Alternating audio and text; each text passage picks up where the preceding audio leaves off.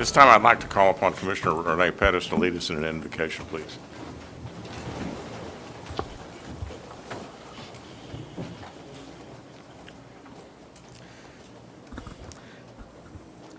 God of wisdom, we seek your help today. Come and let your wisdom fall upon us. O Lord, as we gather for this meeting, give us clarity so that we can effectively tackle each part of today's agenda, reveal problem areas, and show us the best solutions that will apply.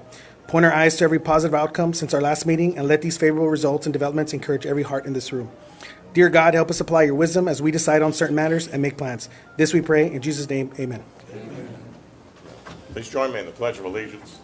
I pledge allegiance to the flag of the United States of America and to the republic for which it stands, one nation, under God, indivisible, with liberty and justice for all. I'd like to welcome all of you to our meeting tonight. We're really glad to have you here. This time we'll formally call the meeting to order, the meeting of the Harlingen City Commission, which has been duly posted. And we'll go to citizen communication. Mayor, we have Mr. Raymond Reyes, 706 North Tucker Drive, Infrastructure and Accountability, and he would like to speak in person. Okay, Mr. Reyes, are you here? He's downstairs. Okay. Go to the next one. Donna Ray Leonard, 4309 Minnesota Street, in regards to September 28th meeting, speak in person. Okay. And please just state your name and your residence address. Thanks. Don Ray Leonard, Harlingen, District 1. The City Commission meeting on September 28th was the worst display of a breach in decorum I have ever witnessed with local public officials doing the people's work. You fired the city manager. That's your prerogative, but if your intent was to publicly excoriate Mr. Cerna, then bring the receipts. Accusations and innuendo are not proof. Commissioner Uribe, your presentation was mostly debunked. Whether or not the city manager's dismissal was justified, the manner in which you conducted yourself was demonstrably unprofessional.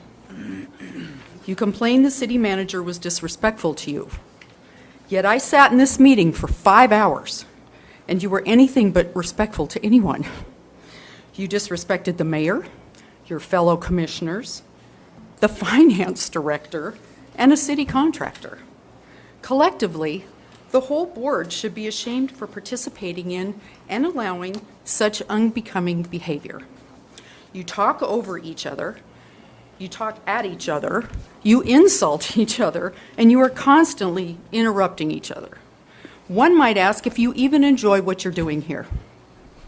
Because what you project to us is highly contentious and inappropriate. Mayor Boswell, with all due respect, sir, we ask that you exercise more control over our commissioners and these meetings. Practice Robert's Rules of Orders and invest in a big gavel. I always encourage citizens to participate in local government, but no one wants to come here and watch hours of sniping, insults, and infighting between our elected officials. It's a waste of everyone's time. Commissioners, do not forget that you work for us. And we, the people, expect you to conduct our business in a professional and efficient manner. 2 minutes are up, Mayor. We look forward to civil and orderly commission meetings in the future. We would all appreciate your cooperation in this manner. Thank you. All right. Thank you. The next one is Israel Aguilar, 136 Cook Lane, item number 7, Mayor. I believe he's in person. He's not in person. He must be downstairs. Okay. Mr. Aguilar, well, we'll call him on number 7 if he gets here. Anyone else? I don't have no one else. All right. Well, Mr. Martinez says that he is signed up, so we're going to let Mr. Martinez speak. I'll get used to the new approach. It used to be signed up here. First of all, In the future, I think I told you this once before. I'm going to tell you again. I'm going to request again. Sure. Sign up by 4:00. Submit it online or submit it in person. I wasn't sure. I apologize. I'll correct myself. I was at the with the city of Brownsville with an industrial. Okay, your time has started, so state your name and your Name is Desi address. Martinez. I submitted that information to you.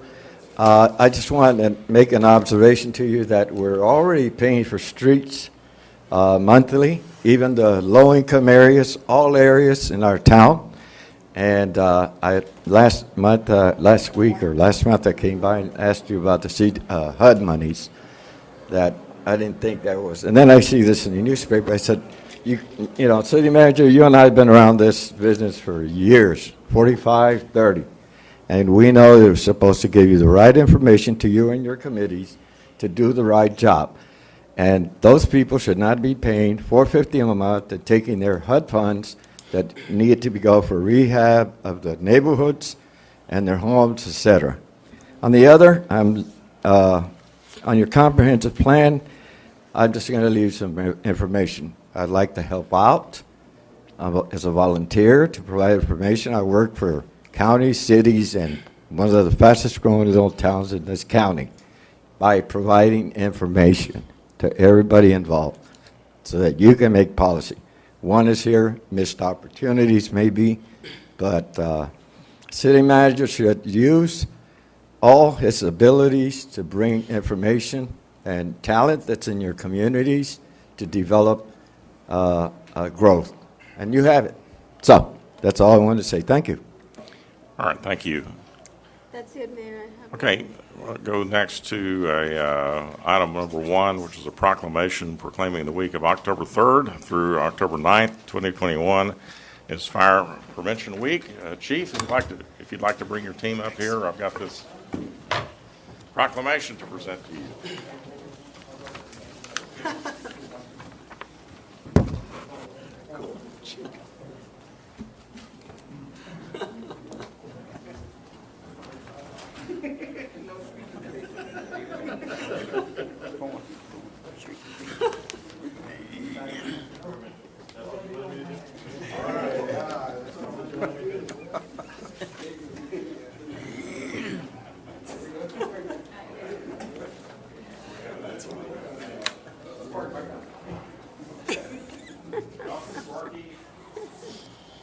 Present this proclamation, whereas the city of Harlingen, Texas is committed to ensuring the safety and security of all those living in and visiting Harlingen, and whereas fire is a serious concern both locally and nationally, and homes are the locations where people are at greatest risk. Home fires killed more than 2,770 people in the United States in 2019, according to the National Fire Protection Association. The fire departments in the United States responded to 339,500 home fires, where smoke alarms sense smoke well before you can, alerting you to danger in the event of fire, which you may have as little as 2 minutes to escape safely, and working smoke alarms out cut the risk of dying from reported home fires by half. And whereas the city of Harlingen residents should be sure everyone in the home understands the sounds of the alarms and knows how to respond. Harlingen residents have planned and practiced home fire escape plan, are more prepared and will more likely survive a fire, and make sure their smoke and carbon monoxide alarms meet the needs of all their family members, including those with sensory and physical disabilities.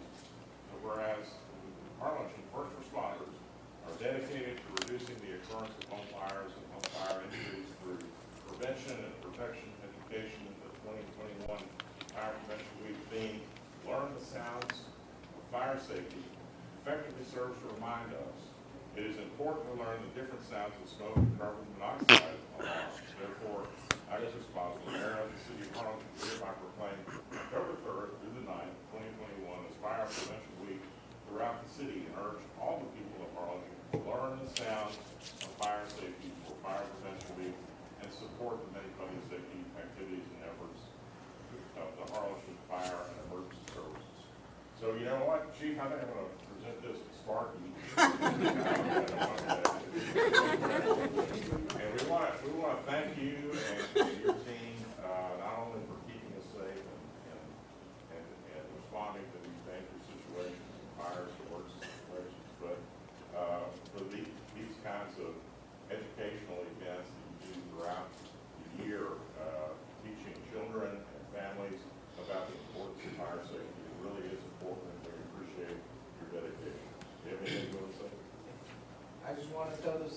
of Harlingen that you have the best fire department here, so.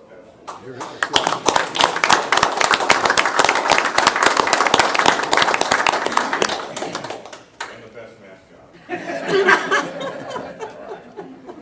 Thank you, sir. Thank you.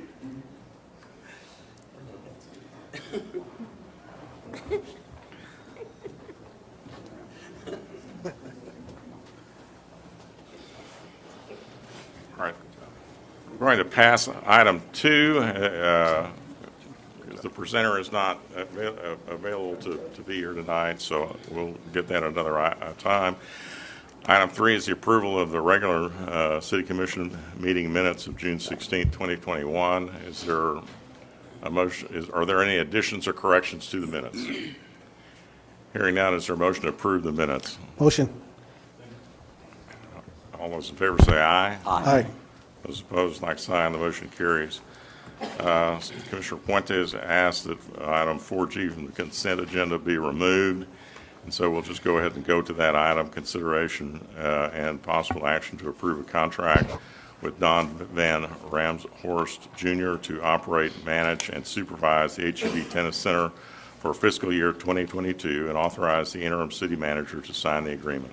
Thank you, Mayor. And I just wanted to ask staff if we could go ahead and because Don has been with us for I don't know how many years and has done a great job. And so I wanted to, I don't know if I need to make a motion or request that instead of just a one-year contract, if we could request a 2-year contract with maybe an evaluation at this time next year for an evaluation to continue the contract, if that's okay with the commission. And so do I need to make a motion? You need a motion to amend? No? Okay, so I'd like to make a motion to amend the contract to a 2-year contract for Don Van Ramshorst. Did I pronounce that right, Don? For to operate, manage, and supervise the HEB Tennis Center till 2024.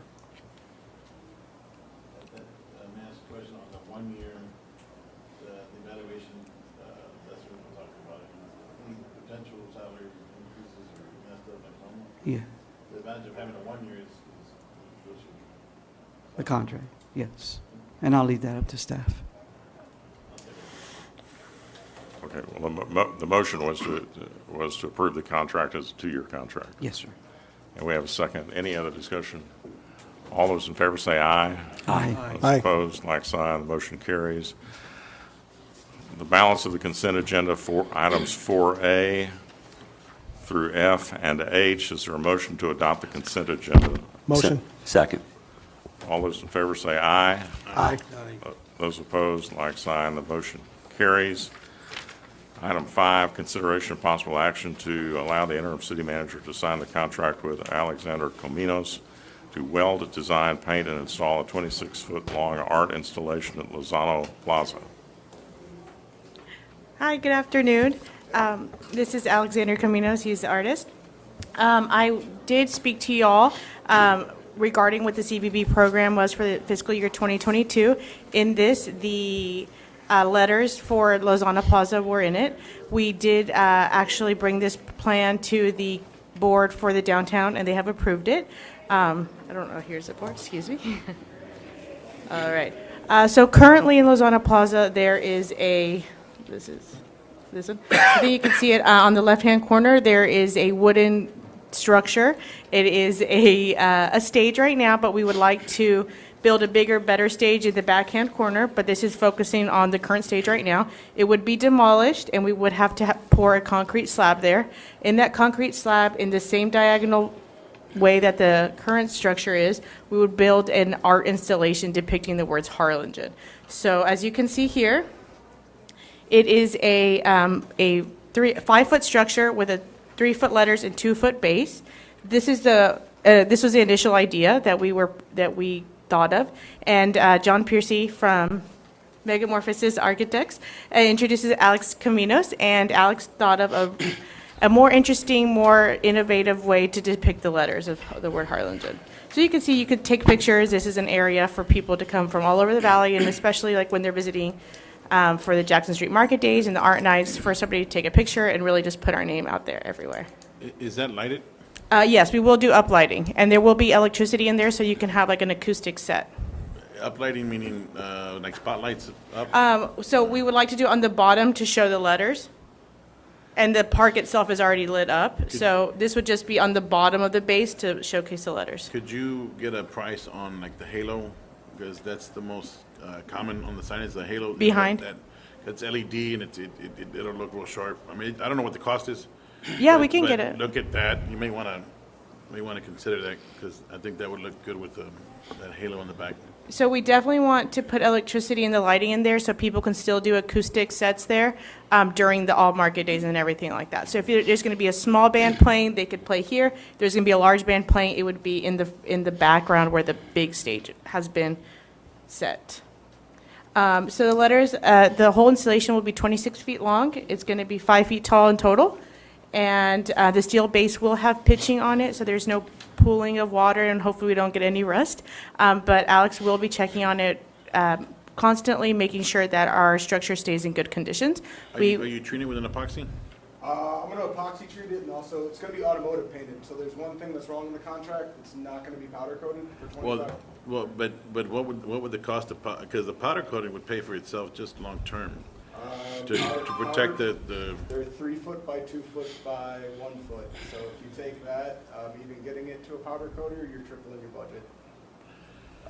I gave you. What's the gauge of the steel or the metal you? Oh, it all depends. So I'm going to walk you through the process. So this was the initial concept that John Percy put together through Megamorphosis, where you have really generic letters, which doesn't really do anything for the city of Harlingen, doesn't speak to the city of Harlingen, doesn't really talk about our art night or our community. So here's my design process.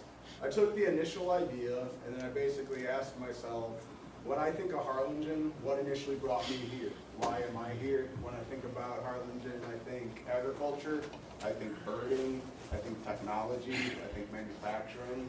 So I started to rework the concept, right? So from here, you see my initial sketches going in and working the different design processes for the letters, right? So for the letter H, I'm going to step forward.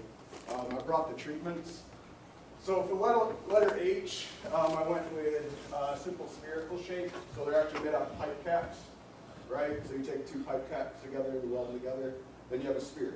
So what I like about the sphere, basically, you know, if you want to be intellectual or emotional or artistic about it, it could be a stand-in for molecules, it could be a stand-in for people. And then letter blue, I didn't pick the right blue for Harlingen, but we can argue about color later, right? That's a little bit of the design concept for 2 of the letters, right? Walking through it, Harlingen is a center for birding, right? So when people go Harlingen, Texas, people go birding, right? So one thing we did talk about in the initial meetings was actually fabricating different metal birds, right? So there are going to be 4 additional birds added to the letters, right? So, you know, little bits and pieces that are reminiscent of us, reminiscent of our city. What do you mean by added to the letters? Like, they're just gonna be like on top of the letters, or what? No, well, hey, look, let me show you. So, right, here's the cactus motif, right? So you envision this 3 foot by 2 foot by 1 foot. I have a nice area where I can add, you know, some of our, you know, native species. No, not just the miscellaneous, you know. I'm not just putting a bird on it. That's a joke from Portlandia. Anybody? No? Okay. Portlandia episode right now. Anyway, so the star. We all know where the Lone Star stayed. So rather than doing just the simple star, I wanted to do plow discs. So you weld 2 plow discs together and then bring the multiple discs together, and then you create the shape of a star, right? If I'm going too fast, I can slow down. The cactus shapes, I didn't add any of the tuna, right? But you get the kind of overall feel for it, and also some of the color sensibilities. I was doing treatments for you, right? I didn't make you a letter, but I can make you a letter. I'm gonna make you a letter. The gear shape, that's really heavy. You want me to lift it up? I'll lift it here. Don't hurt yourself. Oh, I won't. I don't want to workers' comp claim. Right. So you can start to get a sense of the scale and, you know, kind of the math to these things. What letter is that going to be used? That was going to be I. And then also, I have another gear. I tried to do doubles, but we have 9 letters, so the only single standout is actually the plow disc, right? And then sorghum, right? G. Also looking at sugarcane, right? Yeah, cotton, different structures. So yeah, if you look at my initial concepts, only I is weird, right? And then H and E are the spherical shapes, and then cacti, and then we were kicking around sorghum, and then also kind of bluebonnets, but I could show you that shape if you needed to. So it's basically a mixture between kind of welding and blacksmithing. So if you heat a piece of metal up hard enough, you can really do unspeakable things to it. So if you take a whole window weight, and you get it really, really hot, you can hammer it and shape it into something that looks like a bluebonnet, right? I guess in the initial meeting we talked about it. I own the old Plaza Hotel, so I'm 2 blocks away from where the structure is actually going. So maintenance, making sure it's okay, checking on it constantly. I'm around, and I mean, my wife can tell you we're not going anywhere. I work for the Harlingen Independent School District. I'm the art teacher over at Gutierrez, right? So I got an MFA from the school, University of Texas San Antonio. And then my BFA is from the School Institute of Chicago. So we've been at this a long time. Questions? Yeah, I question. So, have you coordinated with the downtown district? Yes, we did bring this to the downtown district, and it passed. So they have agreed to have the letters and Mr. Alex Caminos as the artist to design it, to make it more unique, not just Times New Roman font. Anything? Are you worried about building a road? He's my best friend. Okay, does anybody have any other questions about the project? I would ask, again, is I don't know what the total cost is or what, but to invest that kind of artistry and your talent, it's worth it to protect it, right? I mean, invest in the prep work, in painting and all that. In my opinion, that's where the most money should be spent for the long term. Get the life out of the thing. Obviously, I think it's going to be an awesome project and whatnot.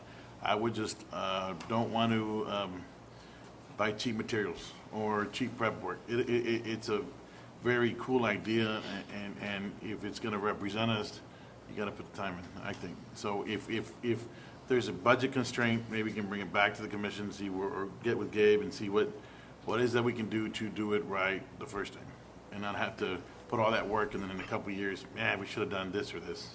The project cost for this is $25,000. We can check into the powder coating. Just because the labor to do all that, the same. The cost of materials will go up, but the longevity of the value of it, I think, will extend itself. We'll check into that cost. If it's substantially higher, we'll bring it back for the. I have a question. It's a beautiful idea, and obviously you're very talented. What's powder Powder coating? powder coating versus car paint? You want the truth? Sure. Powder coating on a smaller piece of metal is going to give you a durable surface. Automotive paint is going to give you a durable surface. Powder coating, you're running electrical current through a piece of metal, and then basically you're going to use heat to chemically kind of adhere a surface to it. But you want to be perfectly honest? If I want to damage it, I'm still going to be able to damage it, right? So, I mean, I'll be honest with you, right? If you want to spend another $25,000 for a coating that makes you feel better, that's still going to get damaged. Waste the 25 grand.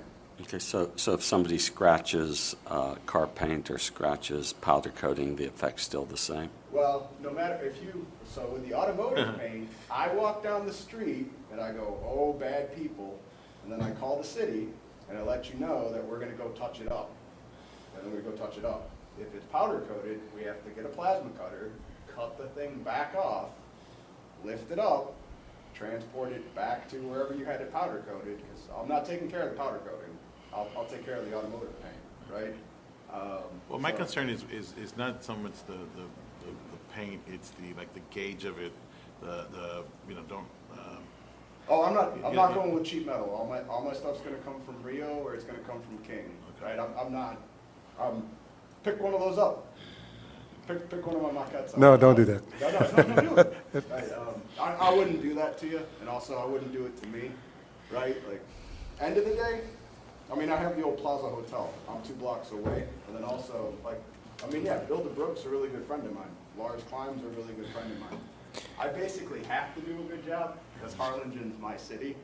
So not even to this committee, I'll never hear the end of it. So Okay. I would never do that to myself. Is there a motion to authorize the city manager to sign the contract? Motion. Second. A motion and a second. Any other discussion? All those in favor say aye. Aye. Those opposed, like sign. The motion carries. Good luck. Sounds like a great project. Beauty is in the eyes of the beholder, but it's, Well, we'll get the blue right. Thank you all. all right, thank you. Item 6, consideration possible action to select the highest ranking firm and authorize the interim city manager to negotiate and execute a contract for architectural services and project management pursuant to RFQ 2021-20 for the Tony Butler Golf Course renovations. Javier? Yes, Mayor, City Commission. So you all heard the presentations. The evaluation committee had ranked Golfscape number 1, Jeffrey Bloom number 2, and Ross Golf Design number 3. And so they had to meet a certain criteria. That's what the evaluators based it off of. I'm sorry, And so, go over the ranking again? I'm sorry? Who did you have number 1? Number 1 was Golfscape, Inc. That was the second presenter? No, first And presenter? number 2 was Jeffrey Bloom. And number 3 was Ross Golf Design. Can So you, the first presenter is who you rank number 1. I'm sorry? The first presenter is who you rank number 1. Yes, sir. Ambiotic? I'm sorry? Wasn't that their name, Ambiotic? Or did I look No, at no, that was their engineer, Ambiotech. Yeah, I got confused. All right, but yeah, the first presenter was the number 1 ranked choice by the Harlingen team, and the second ranked was the last team that presented. All right, so I'll make a motion to go with presenter number 1 as the pick. Wait. I actually, go ahead. May I want to ask a question. Do you mind? Oh, no, I want to hear from Jeff. I want to hear what Jeff had to say. Is he here or did he leave? But his ranking is on the, if that's on the table. okay, there's a lot of conversation here. I think we need to probably eliminate that. We have a motion Yeah. that Commissioner Mesmer, but I didn't hear a second. What was your motion, Commissioner? I To didn't- appoint the person who presented first, who was recommended first by the team that That's- put this together. That's Golfscapes. Golfscapes. Golfscapes. I'll second. To be the golf course architect. I'll second. All right, now we have a motion and a second. Is there any discussion? All right, hearing no discussion, all those in favor say aye. Aye. Aye. Those opposed? Opposed. Opposed. Okay, that was 3-2. Yes, sir. You Yeah, you were a nay. it Okay, lost. and you two, and both of you were nays? Yes, sir. All right, then, you want to appoint do you all want to appoint anybody? I wanted to discuss it, have a discussion on it. I like the third presenter, and I like the second presenter as well. He's very detailed. But the third presenter had, if you look at the scope of work of what they've done, and that's just my opinion of what, I mean, Texas A&M, and the list of projects they've done in Texas here, that's a lot of projects. And I really like the fact that they showed you before and after pictures. Actual work, this is what it looked like before, that's what it looks like now. They're very detailed, and that's what I liked. What I liked about the first one, was that he's the one that actually went in to show pictures and is really aware of the drainage issue that they're going to be having. And also, I liked how he says the possibilities, like how he mentioned how there's a possibility for the driving range. Again, it's not, he said it's not in the budget, but that's a possibility for extra revenue. And I thought he was giving more representation of possibilities, not just of what they're going to do, but possibilities that we could also further look into. Right. Yeah. So, We want, we need to select somebody, so even though we just, So do you have a recommendation? the first motion I'd did like not to pass. recommend- Hang on, one at a time. So, the first motion didn't pass, that motion can be made again, or another motion can be made. And we can continue to discuss it prior to making the motion, whatever y'all want to do. I think they're both excellent firms. I think I would like to make the motion that we select the third presenter as. okay, the third presenter was Jeffrey Bloom. Jeffrey Bloom. And they were ranked number two. Number two. Yes. Now, do we need to pick more, pick more than one? I would, Mayor, just so that if we can't negotiate with the first one, then we can move on to the Well, second one. yeah, I can make that motion.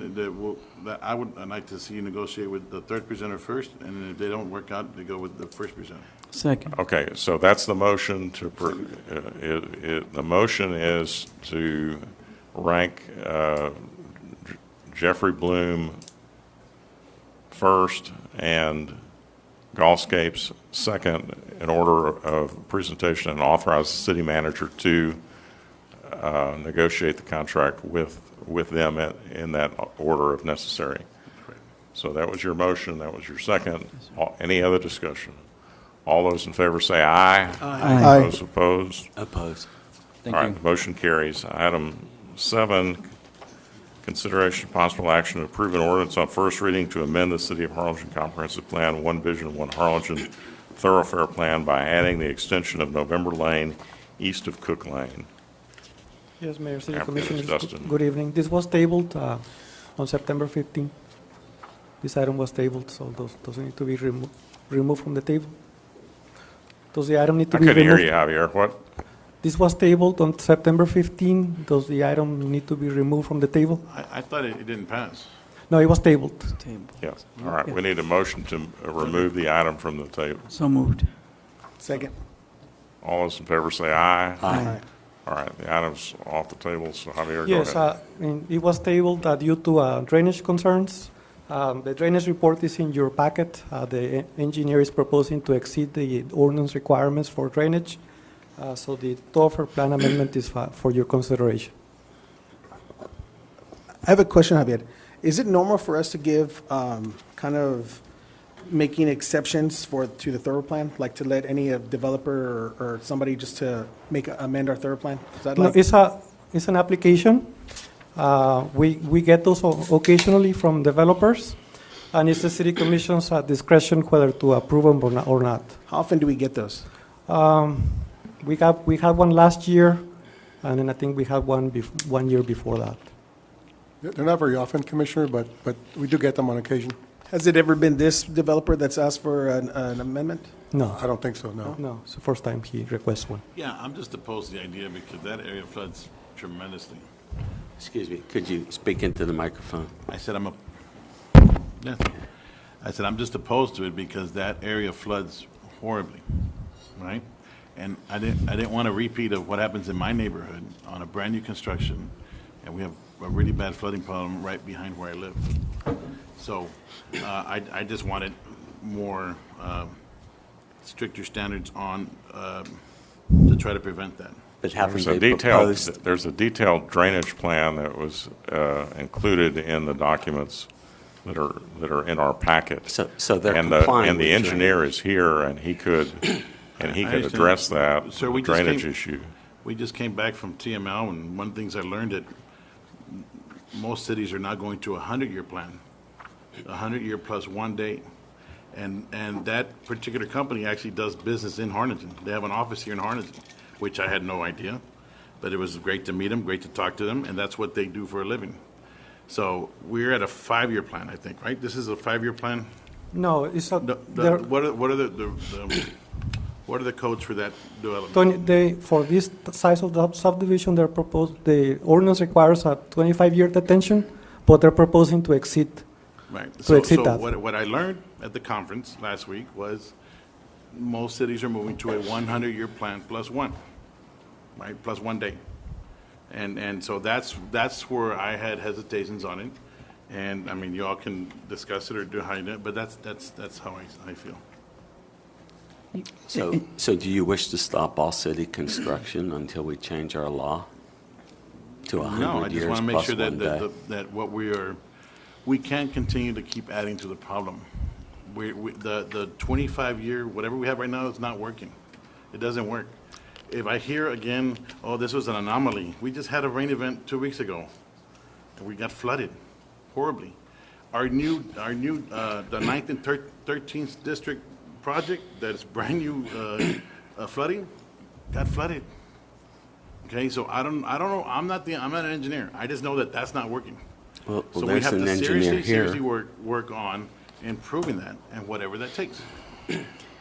Javier, was there a change from the last time we met before we tabled? Did they make some changes? No, no changes. It's just we included the drainage report in your packet. Okay. The engineer is proposing to exceed the ordinance requirements. So just more information has been provided. I mean, this isn't the subdivision plan No. or a building permit. No. This is simply to change a document that regarding our thoroughfare plan. Correct. They still have to go through the rest of the process. Is that correct? Correct. Okay. I don't know whether Mr. Moore wants to amplify anything regarding the drainage information he supplied, but he's standing behind you. If he wants to, he's welcome to. I know last time there was some concern over how much the detention was in the packet with the drainage report. We showed what the 100-year detention would be, and we're providing twice that amount. So we're not providing the 100-year plus 1 day, we're providing twice the 100-year storm. And it'll be with on-channel detention at the south end of the property. So let me ask you something. We had a situation in my neighborhood last year before, and everybody warned us not to let it pass. It got passed, however. Gabe, do you have an idea how much we've spent so far on the 13th Street, Adams Crossing South, to repair that subdivision? And it still hasn't fixed it completely, but how much we've spent más o menos in dollar amount on that? Commissioner, I don't have that. Do you? Is Robert here? For finance? Do you have a ballpark? Is it more than $100,000? Oh, yes. It's more than $100,000, right? So I don't want the city on the hook for that, or the citizens on the hook for that. Now, if you tell me, because there's got to be some kind of accountability somewhere. Somebody should sign off, and if you're the developer and if you're willing to sign off, say, you know what, I'm going to guarantee my work for X amount of years, not forever, but for X amount of years to make sure that I got it built correctly within the standards. I'm not an engineer. But for the new construction, and those are $200,000+ homes, and they haven't been in there a year, and they're already having a flooding problem in a brand new subdivision. I don't want to, because I'm pretty sure these lots are going to be nice, right? I mean, they're going to be expensive homes, nice. They're not cookie cutters, right? They're custom homes. I think we have a responsibility to make sure that we build it the best we can and prevent standards. Now, again, if you have like some kind of insurance or something that say, I'm going to back that up. If we fell in our drainage, if it exceeded whatever it is, standard that you build it to, do you understand what I mean? That if it falls below that, an event happened and we flooded, then somebody's got to be held accountable, but not the city of Harlingen, not our citizens, not our taxpayer dollars. Okay? Correct. And so the first thing is this is in the ETJ. All of this will be county infrastructure. So it won't be a city street. It won't be city drainage. It'll all be Cameron County. So it's in the ETJ. It's not in the city. And even the city requires it and the county requires it. The contractor has a 1-year warranty. They're required to provide a 15% maintenance bond if something were to break due to that. And most engineering firms carry a professional liability policy that if it was a storm less than what you designed for and it didn't work, then I mean, we've worked for companies that they have had claims against their policy before. Yeah, so again, go ahead. I agree with the mayor on what he's saying, because right now, this is not about the drainage, and this is not about the subdivision plan, it's just to amend the thoroughfare. It's just the first Yeah, meeting. so, yeah, it's not really about I agree with you totally, drainage, and I want to go after, and So let I'm. me ask this question. Well, let me finish first. What I want to do is in the next month or so, I want to go after our drainage policy. I want to improve it. My thing about this is just amending the thoroughfare.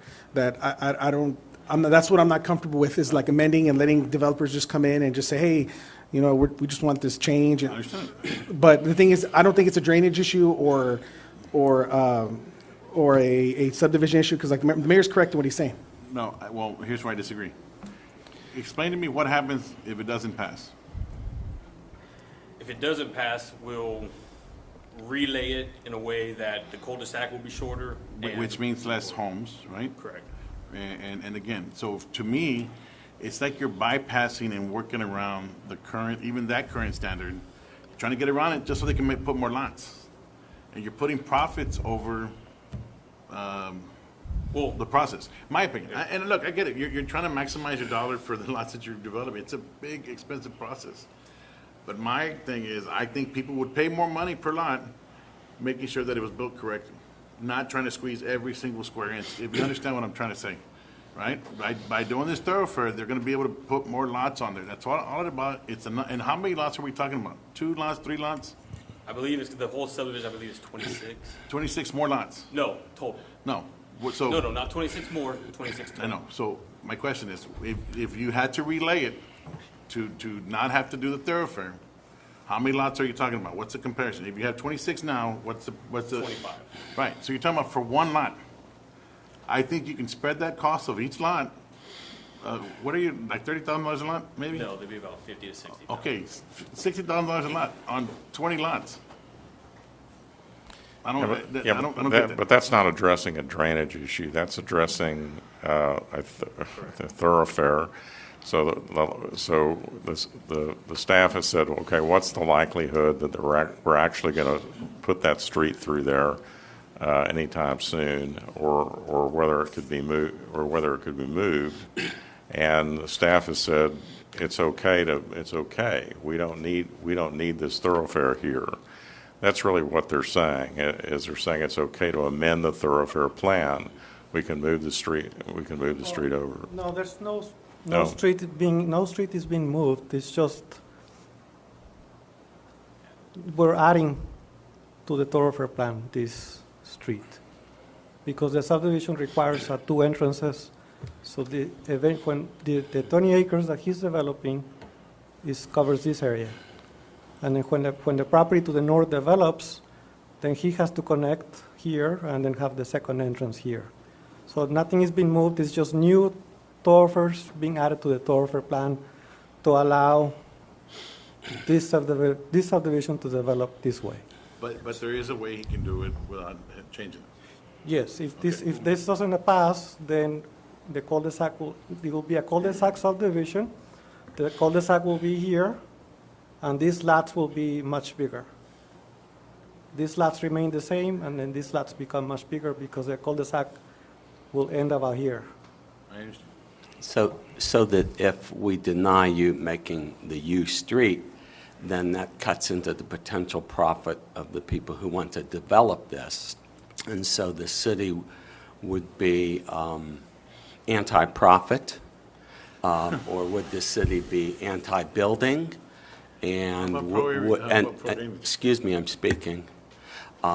Would the Valley Morning Star, Fernando, put in the headline, Harlingen City Commission makes it difficult to build in Harlingen? And this isn't even in Harlingen, it's in the county. Oh, I would like the Valley Morning Star to print that we have high standards, not minimum standards, and I said that before. And our citizens deserve more than minimum standards. They're on their drainage issue, which isn't even a part of the project yet. They're just asking for permission. But they've stepped up and increased drainage capabilities, and yet you're trying to put the kibosh on them developing this land.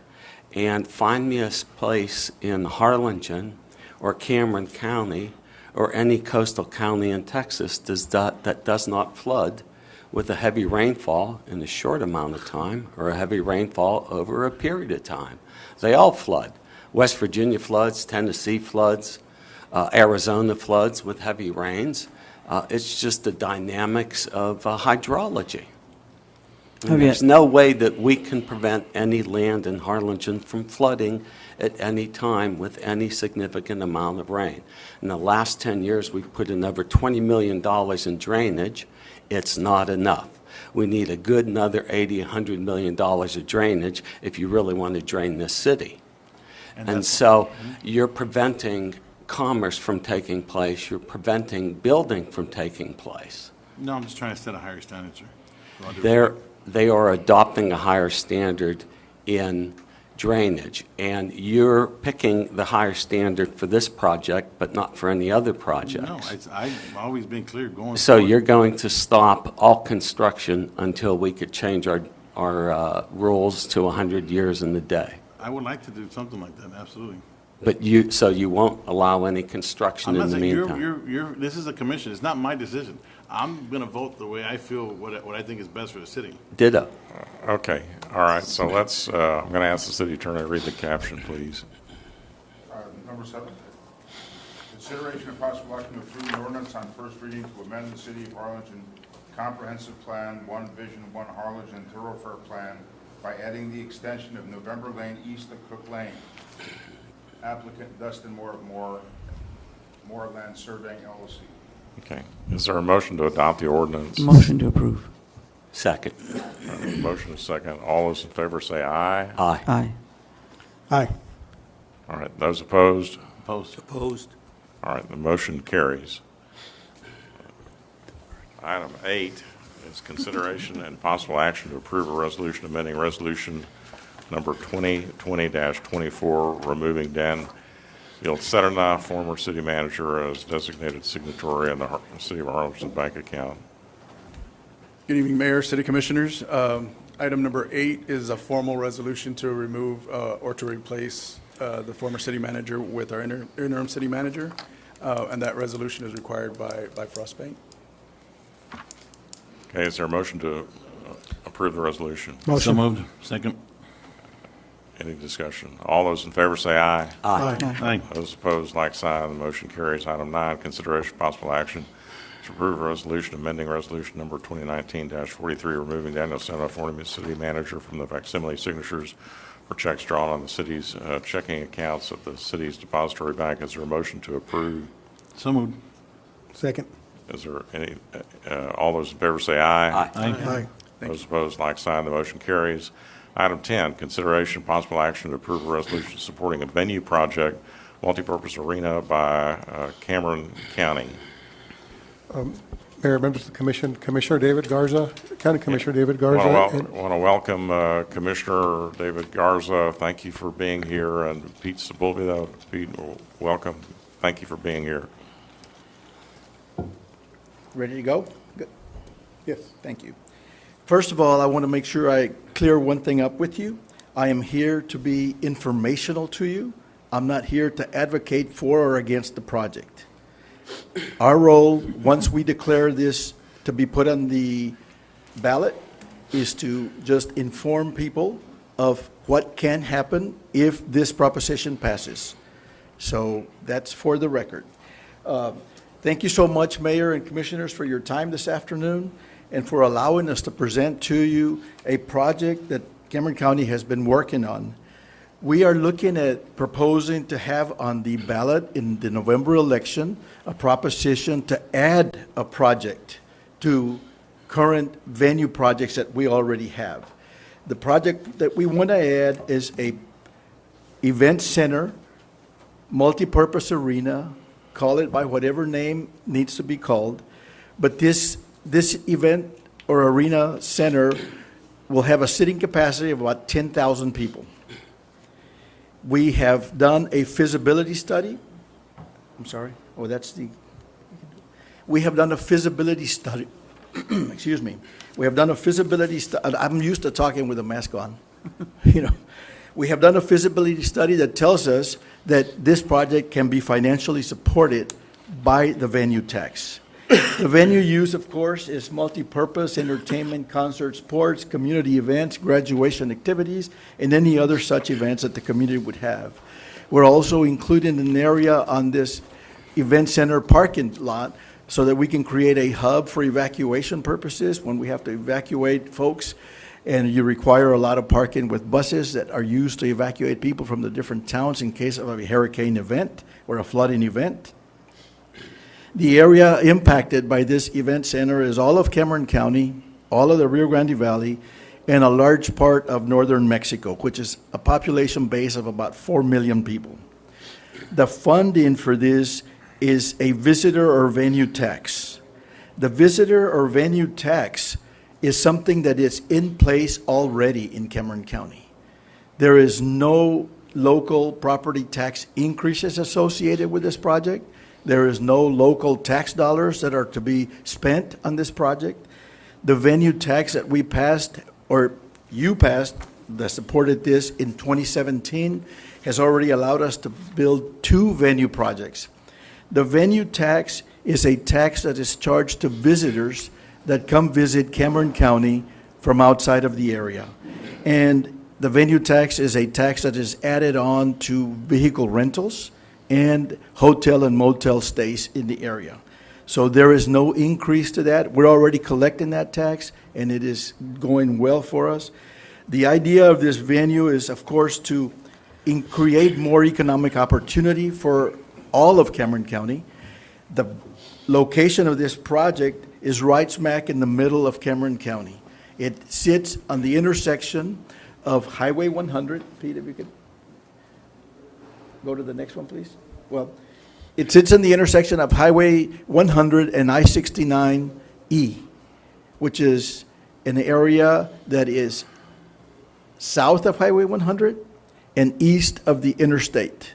There is a 1,330-acre tract there that is being master planned for commercial and, medical, all kinds of different opportunities there.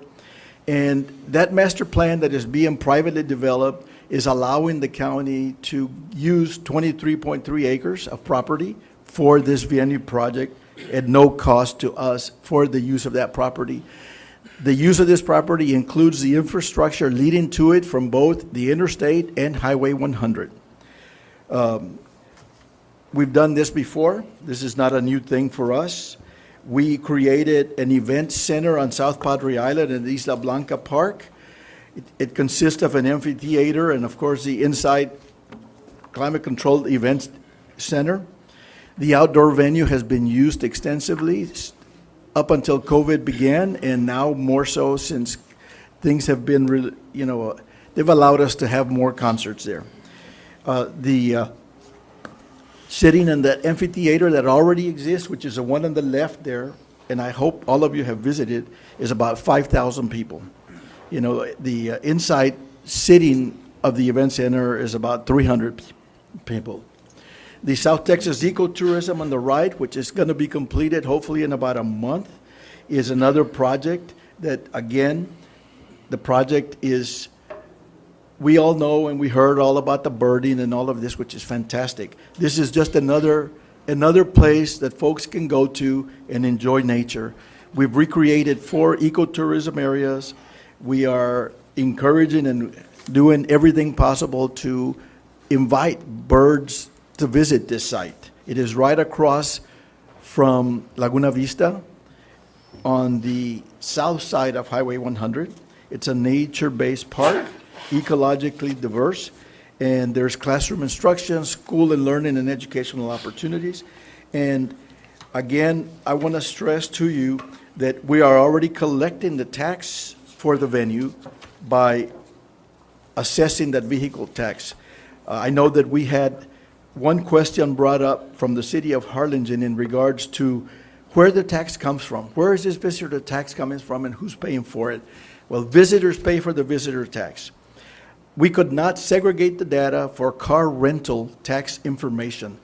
It is reported by the State Comptroller's Office in aggregate as Cameron County.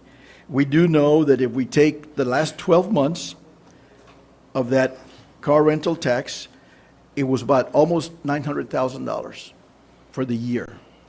We also know that from the State Comptroller's Office, we are able to segregate data from hotel usage.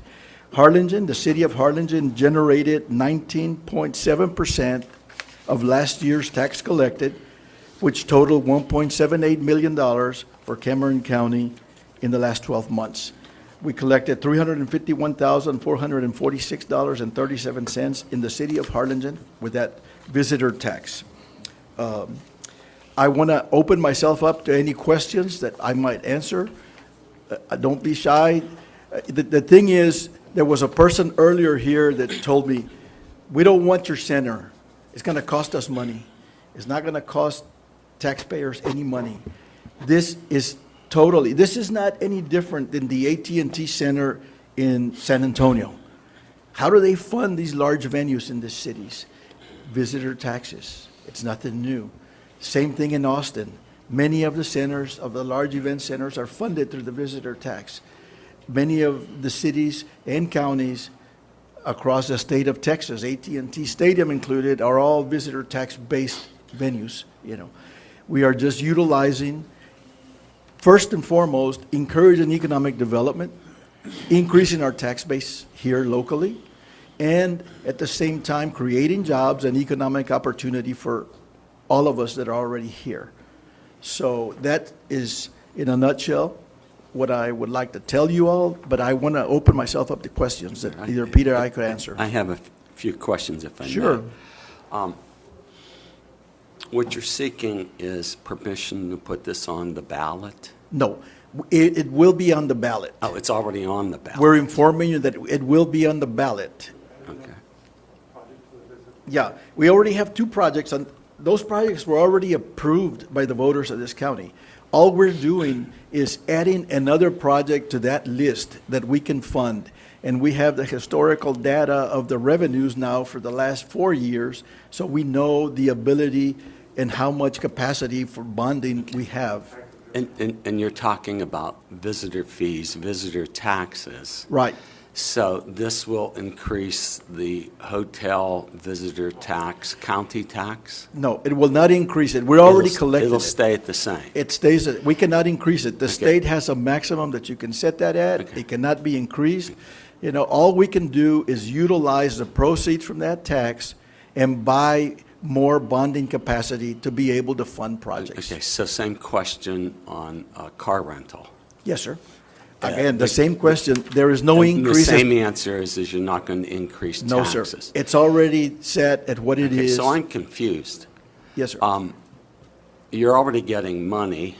This is already on the ballot for people to approve the use or disapprove of the use of existing and future tax monies to build this facility. Why are we involved? What do you want from us? From the city of Harlingen? Yeah. We want a resolution that would support it if that's what you would like to do, okay? And the idea here is we are not adding any more taxes to anyone's bill. All we're doing is every venue project that is approved by a county or a city in the state of Texas has to be approved by the citizenry of that particular political subdivision. In this case, the county is proposing to do this, and just like we had those other two projects that were approved and passed, we're asking to be considered for this to be approved and passed by the citizenry. We are here to inform you of what we're doing. We are hoping that we can have a resolution passed by you in support of this project. We believe that it'll put more heads in beds in our hotels all across the South Texas area, including Harlingen. We are hoping that we can increase the flights coming in and out of Harlingen and have more car rent. All of these things compound each other and help. This will be an arena, indoor arena for Indoor everything. arena, yes, sir. And will there be a hotel with There this? most likely could be. We are not developing anything on the accessories around this, but the developer, who is Madeira out of Brownsville, could possibly, there's 1,330 acres, okay? We're utilizing about 23 for what we want. Okay, so should the citizens in November approve the use of this money, then adjacent on private land that's not been allocated to 23 acres, not allocated to the county, somebody could build a hotel there? Hotels, medical office buildings, commercial, Yeah, restaurants, whatever. Yeah. et cetera. Residential areas, a lot of residential areas, I imagine, in the area. Yes, sir. Excuse me. Yes, Is sir. a feasibility study available? Yes, sir. Can we have a copy? I believe it was still in the draft form. It's, we can- I'm sorry, what? we have an executive summary of the feasibility study. It is not complete. They had done a feasibility study and had not included any of the things that you just mentioned, Commissioner Melzer, like ancillary products or services or hotels or retail that would be built up around this area. But we can send you the summary of what we've got. Yes, sir. Instead of getting the summary, could we get a complete? It's not complete yet. Well, once it's completed? Of course you can. Okay. It's a public record once it's completed. When will it be completed? Probably another month and a half or two. It's a pretty After the election? Yes, sir. This is sort of like Nancy Pelosi. You need to vote on it before I could tell you what's in it. No, it's not, has nothing to do with that, because the feasibility study includes, once we did the feasibility study for this arena, the folks that are developing this property said, well, what will happen when we add other things that surround it? And what will that do to the value of the properties there, the tax values, ad valorem tax values, and things of that sort? So as a result of them adding that to the scope of work of the project, that piece is not completed yet. So I couldn't tell you what a stripes on the corner of Highway 100 and I-62 will generate in sales taxes, because we don't have that. Those are the type of things that they're now adding on to the study that they did on the feasibility for the event center. And, Is that's... is the location of the project in the city limits of the city of Brownsville? To my estimation, it is, right? It's in that area. Yeah. I think there's 1,280 feet in the front of the frontage road on both Highway 100 and Interstate 2. And the project 5% on the car rentals, that's already being collected, right? Yes, sir. And the hotels too. Yeah, well, I knew the hotels. I wasn't certain about the car rental, but that was when you passed the venue tax in 2017. Yes, sir. Okay. This is just adding to the bonding capacity for the venue tax. There is no tax implications to a property owner, to a homeowner, to a business owner. On the contrary, we hope that all these folks, especially businesses, can benefit from increased traffic and increased economic activity in our area. Okay. Does anybody have any other questions? Yeah. Mayor, may I ask him a question? What happens to the venue tax if this project doesn't pass? If it doesn't pass, it's still there. When we pay off the current debt, it would go away. Okay? Unless we put up, but any project that we can bring to the table has to be voter approved. We can't do anything without voter approval. The idea is the public has to either decide to buy in or not buy into the project. If my understanding from the preliminary data that I looked at, this development will probably be, 20 years from now, have about a $1.2 billion tax base, which is significant. It's about a 5% increase from the current value of Cameron County, for that matter. So we have to look positively on these things and look and see if, hotels are hotels and they're going up everywhere and they're filled everywhere.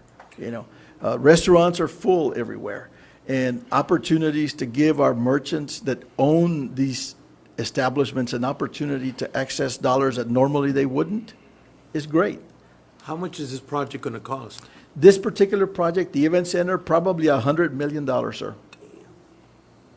Excuse me. Mayor, may I ask a question? Please do. Currently, South Padre Island has a combined hotel occupancy tax of 17%. Right. And as you know, it's state law that if the county can't impose an additional hotel occupancy tax, which would increase the hotel occupancy tax in any city in the county above 17%. So how would that not increase South Padre Island's compliance? It does not. It's already included in that percentage, sir. So you're saying it's not going to affect it? No, sir. As a matter of fact, South Padre Island passed a resolution last week in support of this. They feel that it will impact their heads in beds and stays on the island. They say, look, it's not in South Padre Island. I believe South Padre Island passed a venue tax at the same time that the county passed a venue tax. And so of the 2%, the county's only getting 0.5% from South Padre Island. Yeah. South But Padre it will Island. not be increased. You know, that stays the same. There's no increase. Nothing changes that is not ongoing today with the current venue tax to fund this project. Yeah, sounds like a great project, but if there's no feasibility study, how can they vote on something that they don't have total information on? There is a feasibility study for the event center itself. The feasibility study that is being scoped out and included to that feasibility study includes the impact of the 1,300 and so acres that are surrounding it. But if I hear you correctly, the feasibility study is in process, it's not completed. Right, but we can give you the feasibility study as it relates to the event center. Is that completed? Yes. Then Do we have it? We had a scope for that study. As we were developing it, you know, additional scoping was added to it we feel that if the additional scoping and the additional feasibility of 1,300 more acres that will be developed is included in the feasibility study, not only will that help this project, but it'll help all of Cameron County and the whole surrounding areas in potential economic development and new tax dollars to come into us. Do you think you'd have the executive summary of the Yes, sir. feasibility study We can done send it to by you. next Wednesday? The executives, we can send to you by probably tomorrow. Okay. Well, we have another meeting we have a meeting next week, which is on the 19th, a week from Wednesday. Maybe it would be helpful to the commission to see the executive summary from the feasibility study. We can send that to you. That's not a problem. Yeah, but I mean, I'm fine if but whatever the commission wants to do, if they want to pass the resolution tonight, or we could table it pending the receipt of and then table it for the next. Okay. Take it up. I motion to table. Second. All those in favor say aye. Aye. Thanks, Mike. Thank you so much for allowing me the opportunity to give you some information. Okay, have a good evening. All right, thank you very much. Item 11, consideration of possible action to approve a resolution of the City of Harlingen joining with the state of Texas and political subdivisions as a party in the Texas Opioid settlement agreements secured by the Office of the Attorney General. Mayor, members of the commission, the city of Harlingen is scheduled to receive approximately $165,429 from the opioid settlement. That'll be received over a period of about 18 years. The funds can only be used for education and outreach and prevention programs. So by adopting the resolution, we'll be able to access those funds for those purposes. So staff recommends approval. And we would take that money and maybe like Boys and Girls Club or different. Well, it would have to be for opioid. Right, but we would be able to take that money and invest it into education, right? It's an education. Education or about preventive.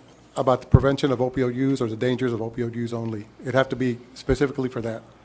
So Can it be used for the treatment of yes. a facility that does that already?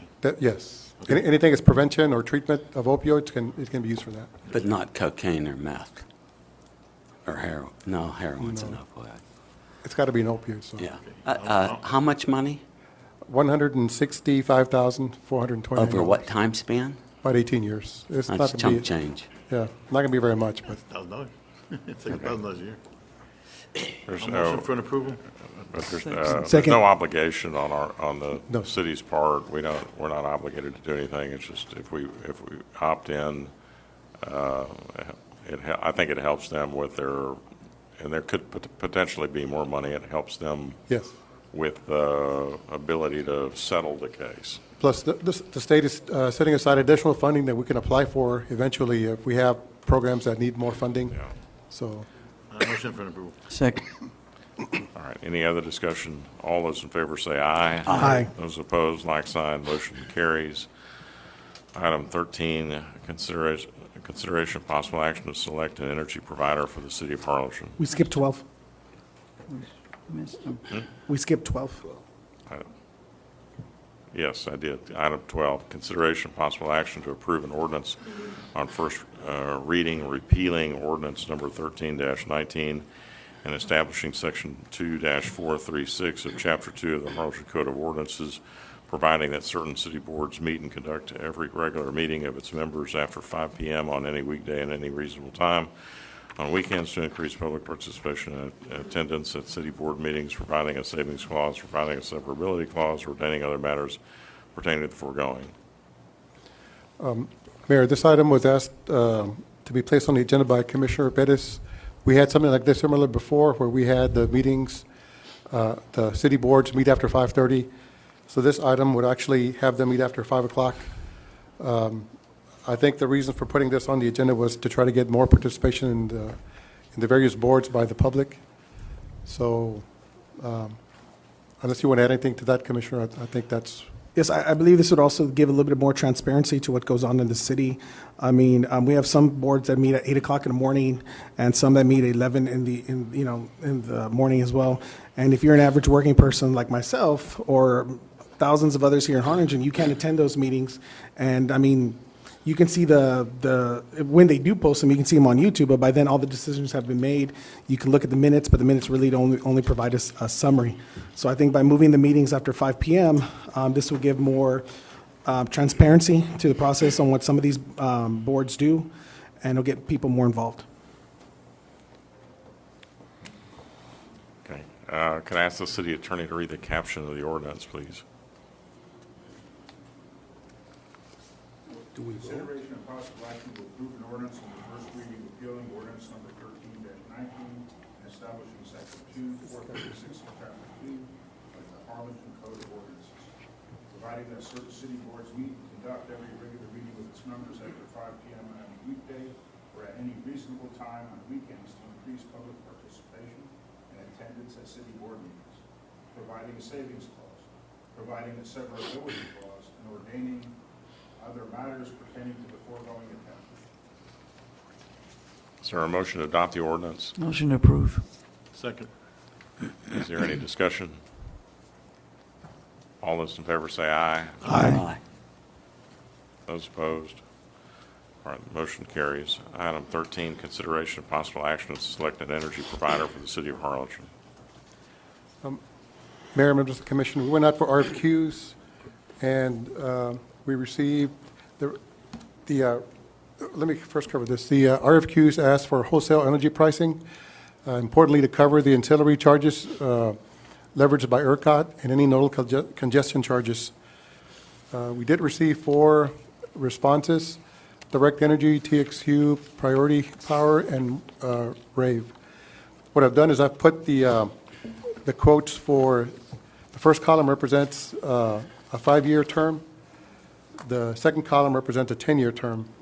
Now, unfortunately, with energy pricing is that we're going to have either a meeting at noon, or you're going to have to give me authorization to actually pick a provider and then pick a range that we feel comfortable with. Just to give you an example, these were due September 30th, and the 5-year rate from Direct Energy, I got a quote from them today, went up to 0.04077. So there's a slight increase. And TXU also went up slightly to 0.04152 for the 5-year rate. For the 10-year rate, Direct Energy went from a 0.037 to a 0.03968, and TXU went up to 0.03925 for a 10-year term. So there was some increase in pricing for 5 and 10-year. What are we paying now? We're paying 0.389. 389. Yes. So am I reading that right? Direct Energy has a savings of what we're paying now? Yes. Yes. And is that what you're recommending? Well, we would have to recommend a rate within that range, is what I would recommend. Now, the one thing with direct energy, though, is that they are through TASB. It's a buy board. I know that we had some questions about TASB in the past. Yeah. TXU is with buy board, I believe. And just as a reminder, TXU provided the energy to Edinburgh and to FAR. Oh, and Eric Colt is here with TXU. Yeah, please come forward and identify yourself and Evening, Mayor Boswell, City Commissioners. My name's Eric Holtz, TXU Energy. Appreciate the opportunity to be here today. So I'd like to commend your efforts, Gabe's efforts, Robert, and city staff for trying to get ahead of this. You're in a unique position that a lot of your peers are probably very envious of right now. So we're seeing some skyrocketing near-term electricity prices as you've seen the rise of natural gas, which effectively drives the price of electricity 10 months out of the year here in Texas. Y'all are getting ahead of this at the right time. Folks that are in city government that have contracts beginning January of 2022 or even June of 2022 are seeing much higher near-term electricity prices. I'm talking 5 or 6 cents per kilowatt hour. The market, the further out you look, is not as impacted by some of that near-term natural gas volatility. So you're absolutely doing the right thing, and especially with cities, you have great credit, you have a really good forward outlook, you have a lot of good buying power, which puts you in a great position to take advantage of this market opportunity. So as Gabe spoke to, the pricing literally, because y'all are 26,000 annual megawatt hours of usage, changes every 15 minutes. So it's a real-time price because we're working with our sister company, Luminant, who owns about 25% of all the generation capacity in ERCOT, as well as the trading desk from which we leverage as our partner. So actually, the afternoon, just before I arrived here, I refreshed the pricing yet again, and it was down a little bit from this morning. So that 10-year term was actually 3.895, I believe. It's 0.0389855. So that's a 10-year term, and we did cover it. It's not all the ancillary charges and all that stuff. That's all been deleted. Right. The pricing that they provided does cover ancillary, congestion charges. That's correct. So the ancillary charges that were incurred from February storm Uri or winter storm Uri, those are included in our pricing, as well as the hub to load zone basis, which is also known as nodal congestion. So Has legal been able to look at that? We don't have a contract from them yet, just the pricing, but we'd have to ask for them to give us a proposed contract so that Mark could look at it before we signed anything. Okay, so questions? Yes. Those numbers are no longer valid. That's September 30th. Oh, from any supplier, they would have expired. Correct. September 30th. Correct. Correct. Yes. And in the 6 to 7, 8 weeks that we've been playing games, the natural gas, I have the natural gas futures right here. There you go. It's up to a 14-year Yeah, high. yeah. Yep. We're without a calculator and just doing it in my head, energy prices have gone up about 35% from where we could have locked in 6, 7, 8 weeks ago. I wouldn't call it natural gas right. futures have gone. That's correct. But Mike, he just stated that you actually went down a little bit. Excuse me. I'm asking questions. Yes, sir. We're having a dialogue here. Yeah. So you don't approve of my dialogue? No, I'm sorry. I didn't mean to interrupt. Okay. So it would have been better to lock in 6, 7, 8 weeks ago. Not necessarily. Okay. The sharp increase that you're seeing is in the near-term pricing. So Yes. it's really affecting, if you look at the energy prices for January 2022, February 2022, historically, we would say 10 months of the year, electricity prices in Texas are driven by the cost of natural gas. The other 2 months, being July and August, are driven by scarcity. And that's essentially the outlook of, are we going to have enough adequate generation to support the demand in the market? Following Winter Storm Uri, it's almost taking on a new form where there's 4 months of the year that are challenged by scarcity, because now we're layering January and February in. So the market is laser focused as to what's going to happen this winter with regards to weather in Texas, what's going to happen in the summer of 2022 with regards to weather in Texas, and then fundamentally what is going to happen with this natural gas supply chain issue, which is a global phenomenon. Right, which is why you hire actuaries and wizards. Correct. So y'all are in a great position because the calendar year 2022 is certainly impacted by all of these fundamentals. It has not yet breached calendar year 2023 and beyond. There's less liquidity in the market the further out you look. So the prices, especially on a 10-year term, they're not going to fluctuate as much. Now, the closer you get to that start date or that prompt month of January 1st, 2023 is when you're going to see more impact. So again, so you guys figure out backwardation. It is absolutely backwardated. Yes, the market's backwardated. So you have that unique buying position. Outside of the scope of just the commodity price, we actually want to partner with the city.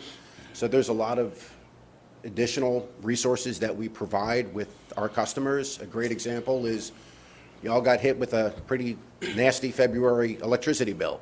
Some of the other cities that we serve in the Rio Grande Valley, Edinburgh and FAR, we actually gave bill credits during that storm period. We knew the event was coming. We reached out to their city management and said, if there's anything you can do to curtail during these hours on Monday, I guess it was Feb 12th. And that's really effectively just raising the thermostat a degree or two during those periods. Well, we gave them several $1,000s back on their invoices in form of a bill credit. Beyond the scope of that, we actually write into our electricity commodity contract an allocation of rebate dollars. Now, you can utilize that for anything that you're already making capital expenditure on with regards to energy efficiency. Earlier, there was a gentleman up here to discuss the new Harlingen sign downtown. Well, that's going to be LED lighting. So you can easily recoup those dollars for that LED spend utilizing the rebates on our contract. And then furthermore, we have a fantastic partnership with Texas Trees Foundation. So if there's anything, it's like a whiteboard exercise that you can draw up conceptually that, hey, we want to put some trees around the signage at the plaza. That's something that we can work with our partner with Texas Trees Foundation to facilitate. We've done numerous tree plantings throughout the Rio Grande Valley, Edinburgh, CISD. We've planted quite a few trees at some of their elementary schools and then up in the Corpus Christi area as well. But again, as far as the pricing is concerned, there's more near-term impact to the shorter terms. The 10-year term is not as impacted. And then all of the other provisions are in that contract to give you full flexibility and a high level of comfort. There's add-delete clauses for any new facilities that may be added to the electricity contract. Again, the rebate dollars and then the ancillary charges and the nodal congestion are fully hedged. And did I hear you correctly? You said you're owned by Sempra? No. So TXU Energy is a part of the Vistra family of companies. We're headquartered. Vistra. Okay. We're headquartered in Irving, and then Luminant Energy, our sister company, is the largest generator in the state of Texas, again with about 25% of all the generation throughout the state. It's a diversified fleet of nuclear, nat gas, coal, utility scale solar, and one of the largest purchasers of wind in the state. And then TXU obviously is the retail arm that is tasked with finding a home for those electrons that are being created. And then outside of Texas, we're actually owners of Dynegy, which operates in the Midwest and Northeast. I have a question. In reference to FAR in Edinburgh, did Yes. you have a consultant? Or did they have a consultant, the cities? They did have a consultant. That's correct. How much leverage or how much muscle did they use so you, TXU, the city of FAR and Edinburgh, worked it out to where they didn't pay what we're paying or what we owe? That conceptually, whether they used or did not use a consultant has no bearing. There's not a single scenario in which I could think we would have engaged a city directly with a product structure that didn't have the ancillary charges fully hedged. That's an answer that I wouldn't want to have to answer to as to why there was a, $640 some odd thousand pass-through charge. No, I guess let me see if I can rephrase this. The consultant that they had, Yes, okay. The city, the consultant, and TXU, they worked it out to where they didn't have to pay what we owe. What I'm asking Gabe, and I'm asking you, and I'm asking my fellow commissioners, I feel more comfortable making sure that we have the same consultant, if at all possible, so we won't find ourselves in a bad situation 4 years or 2 years or 1 year into a 5-year contract. That's my preference. Right. Me personally, 10-year contract, we're asking for trouble. Okay? one of the respondents that I'm seeing here is a consultant. So I know whether they had come to us for a pricing request or we had given it directly to the city, the product structure is going to be the same. So there's no essentially loopholes that we would write into the agreement that, I mean, fundamentally, I told Gabe up front, we want to ensure that the quote that we're giving you is not only as transparent as possible, but that we are protecting the city from the possibility of seeing a repeat of what happened in February. So when you go out to take bids for electricity, there's several different methodologies, one of which would be to hire a consultant, the other of which would be to tender your own RFP, which is effectively what the city has done. The third would be to leverage an interlocal, of which we're partnered with. But each one of those, aside from the scope of going direct, bears a cost. So if you come to TXU or Direct Energy directly and say, give us your best price, we're going to put that offer forward. If you go to a consultant, they're going to reach out to Direct Energy or TXU Energy, say, give us your best price, then they're going to layer their fee on it and deliver it to the city. So that heavy lifting that they're doing up front is effectively giving the same contract, except you're paying them a price that's bundled into that electricity rate every month for as long as the contract is good. So in terms of size, with 26,000 annual megawatt hours over a 10-year contract, it's roughly 260,000 term megawatt hours. If that consultant had $1 per megawatt hour or 1 mil, 0.001 kWh, that's effectively $260,000. For a period of 10 years, correct? That they're paid back by the energy company over that 10-year period, correct? Or some negotiate otherwise, but essentially that's the... My understanding is their fee would be $26,000 per year.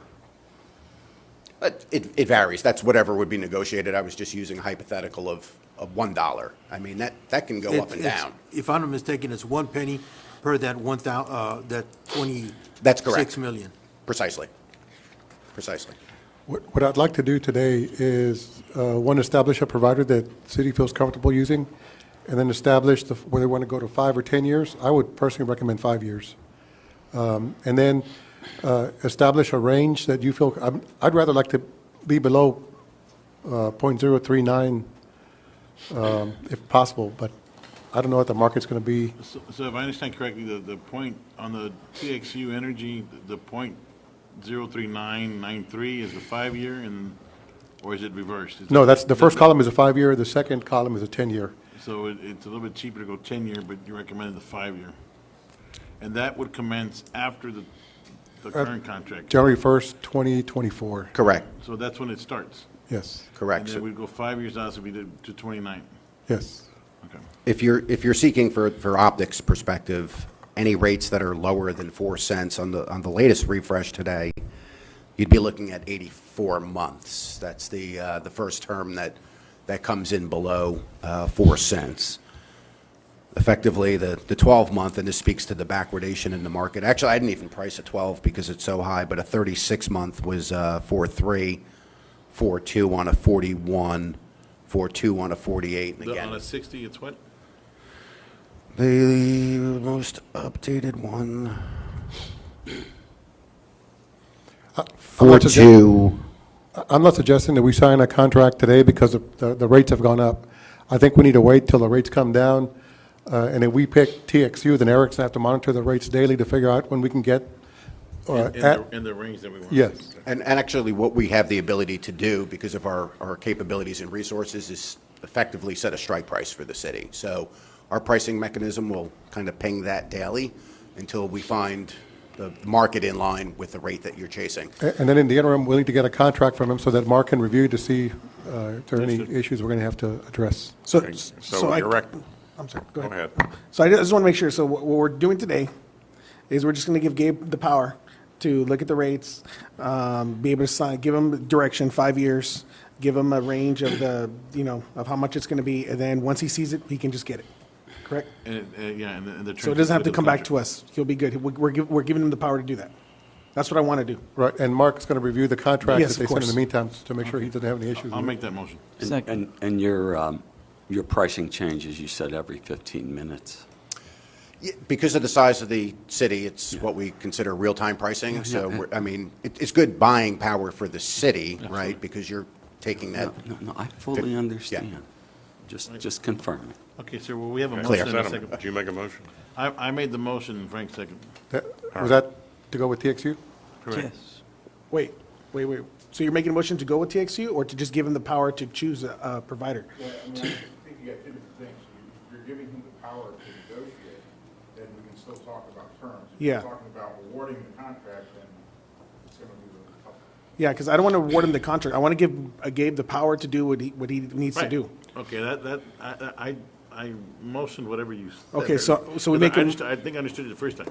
So we make a I wanna motion- empower him to go out there and get the best rate within that range. Within 5 years? With a 5-year contract, so that they can get a contract struck, and as long as it's in that, in those terms, that the, correct, subject to legal approval, and then we're done. We don't have to come back. Okay, but did you state a range in your motion? Yeah, It's up, It would be, what I'm going to recommend is at that amount or lower than the .03993. Okay, is that your motion? so moved. Second. All right, any other discussion? Yeah, and sir, I don't know anybody shorting the energy market. There are probably some people out there. You have a crystal ball? I do not. I can't speculate. What I can say is that it's very concerning what we're seeing with natural gas prices. And again, that's... They're down in the last 5 days. Right. We'll see. I mean, there's a reason they built the LNG terminals up and down the Gulf Coast. Take that Texas gas, sell it overseas. They're regasifying it in Southeast Asia for their power plants. We'll see where it goes, but it's definitely interesting, especially what Europe is paying in natural gas right now. Makes ours look pretty cheap. So, but All right, is there any other discussion? All those in favor say aye. Aye. Aye. Appreciate your time this evening. Thank you. Those opposed, like sign. Thank you. Thank you for being here. All right, the motion carries. Item 14, consideration of possible action to designate Rio Grande Valley Metropolitan Organization members for the city of Harlingen. Gabe? Mayor, the MPO sent us this and requested that we, since Dan is no longer here, that we appoint another alternate, and I would suggest that you appoint myself as the alternate.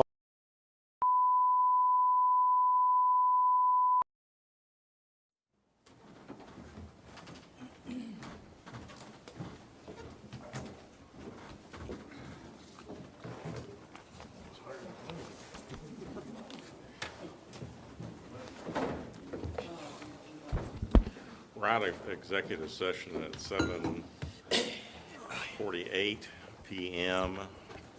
There'll be no action on item 17, no action on item 18, but we will take up item 19, discussion and possible action regarding the hiring, employment, and duties of a city manager.